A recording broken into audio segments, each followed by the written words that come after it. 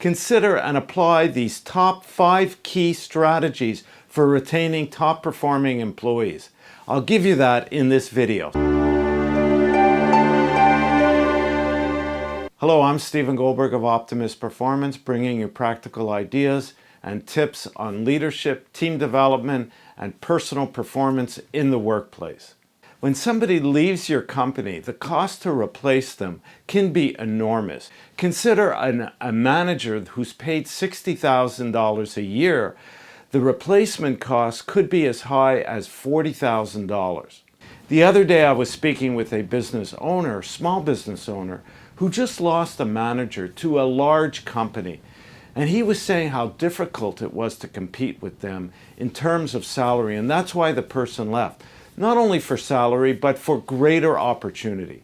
So here are 5 things to consider to retain your top employees. And I'm going to add a key thing that you need to do at the end of these 5 key steps in order to know where you stand with each of your top performers. So number 1, you want to make sure that you're paying a competitive salary or that you're providing benefits that are satiable, that are satisfactory to that employee. It's not always the money. There's other elements that you could add into compensation that will give the person a sense that they're being well compensated.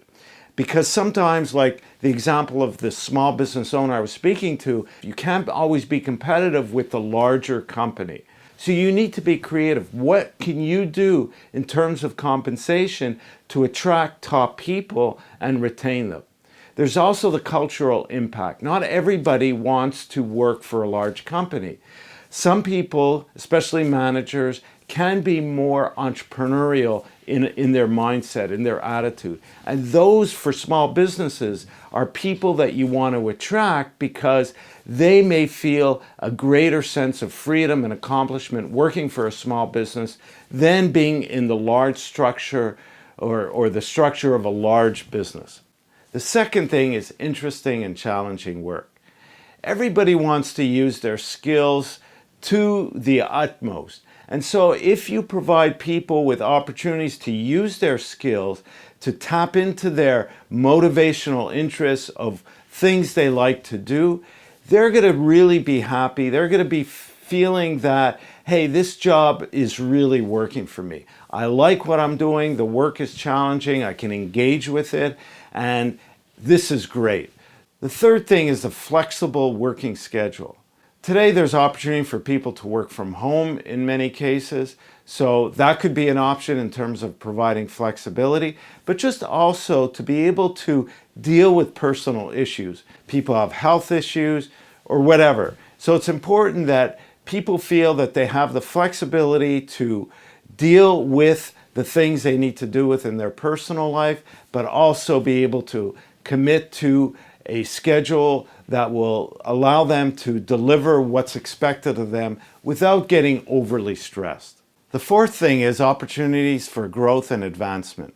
This could mean growing into a new position, such as a managerial role, taking on new responsibilities, but it could also be opportunities for skill development, training, personal development. As long as people feel that they're advancing in a way that enhances their career, that creates more a sense of job security, marketability in terms of if they have to find another job, but also just that sense of growth and personal satisfaction. The fifth thing is a good working environment. So that means providing the tools and support they need to do the job, but also making sure that you're developing or they're developing good relationships with their team. You know, I was just talking to somebody who left a job. She had a great job in a marketing department for a law firm, and she left because she really didn't like the people she was working for. So you could be in a job that you have the skills for, but if you don't like the team, for whatever reason, you're not going to be happy there. So make sure that the person that you're hiring fits with the team and develop ongoing opportunities for relationship development, team development, so that there's mutual support and that they like each other in terms of working together. They don't have to be personal friends, but when they spend time at work, make sure there's good relationships and you develop good relationships with your employees. Now, these 5 tips came out of a discussion as well with a psychologist, Judith Colomere, who I was speaking to about this, and who sees a lot of people with workplace issues and come to her for advice, for counseling. Now, how to apply these is really important, and this is where the leader's role is really crucial, and that you take the time to meet individually with your top performers. Actually, I recommend it with every employee, and you ask questions. How do you feel about the job? How do you feel about working with the company? What's working for you? What's not working for you? How do you feel about your career opportunities, your advancement? What do you need? What support do you need that you're not getting? Really have a discussion every so often with the employee. I recommend sitting down at least every quarter, so 4 times a year. This will give you the pulse of how people feel about their jobs. Are they considering something else?